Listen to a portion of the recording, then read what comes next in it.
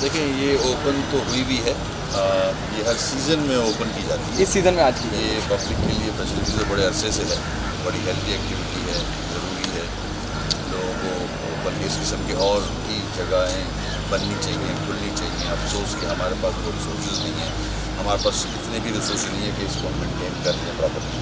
मगर हमारे जो डिपार्टमेंट है वो मेहनत से काम कर रहा है और इसको मेनटेन किया हुआ है। यहाँ शौक़ से आते हैं लोग और इन्जॉय करते हैं। कोशिश हमारी रहेगी कि हर डिस्ट्रिक्ट में कम से कम इस किस्म की फैसिलिटीज़ हम लोगों को दें।